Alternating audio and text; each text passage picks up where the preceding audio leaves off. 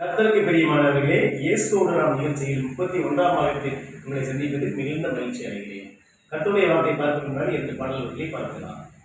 பெருமை என்னும் பாவம் சாவுக்கேதுவான பாவம்.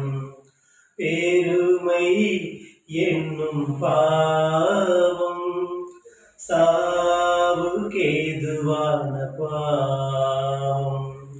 லூசிபர் பெருமை கொண்டதினார் அவன் சிறகு ஒடிக்கப்பட்டதே.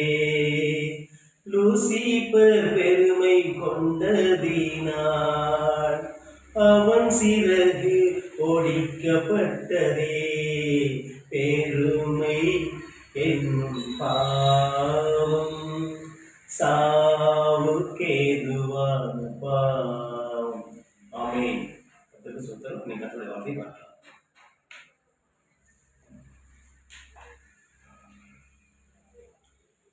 மத்தேயு 6ஆம் அதிகாரம் 3ஆம் வசனம். நீயோ தர்மம் செய்யும் போது உன் தர்மம் அந்தரங்கமாய் இருப்பது உன் வலதுகை செய்கிறதை உன் இடதுகைக்கு அறியாதிட்டு கடவுள்னு சொல்றாங்க. அதாவது நீ தர்மம் செய்யும் போது உன் வலதுகை செய்கிறது இடதுகை செய்யக்கூடாது, இடதுகை செய்து வலதுகை செய்யக்கூடாது சொல்றாரு ஏசப்பா. அப்போ ஏன் நம்ம சொல்றாங்க அப்படின்னா, நீங்க நிறைய பேருக்கு உதவி இருக்கலாம். அதாவது பார்த்தீங்கன்னா நிறைய பேருக்கு நீங்க உதவி செஞ்சிருக்கலாம், நீங்க ஏற்றபடி தக்கமே நீங்க ஹெல்ப் பண்ணிருக்கலாம்.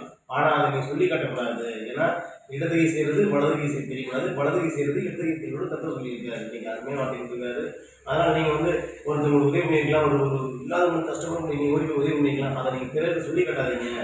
அப்படி சொல்லி காட்டும்போது அந்த பெருமை உங்க ஆவியம் வந்துச்சு. நமக்கு உங்களுடைய பலன் அங்கேயே முடிஞ்சது, பலவத்தில் உங்க பேர் எழுதப்படாது. அப்போ நீங்க உண்மையிலேயே நீங்க பிறகு உதவி பண்ணீங்கன்னா அதை நீங்க யாருக்குமே சொல்லாதீங்க, நண்பர்களுக்கு சொல்லாதீங்க. அப்படி சொல்லாமல் இருக்கும்போது கடவுள் உங்களுக்கு பலன் கொடுப்பாரு. நீங்க செய்யறத மனிதன் சொன்னீங்கன்னா அவன் அப்படியாக சந்தோஷப்படுவான், அந்த பலன் அப்படியே முடிஞ்சிடும். ஆனால் நீங்க சொல்லாமல் விட்டு பாருங்க, நீங்க நிறைய பேர் உதவி செய்யுங்க, கடவுள் உங்களுக்கு ரீதியான பலன் கொடுப்பாரு. அதனால நீங்க அனைவரும் உதவி பண்ணுங்க, பிரதி பலன் பார்க்க உதவி பண்ணுங்க. கர்த்தர் உங்களோடு இருப்பாங்க. ஆமென். கர்த்தருக்கு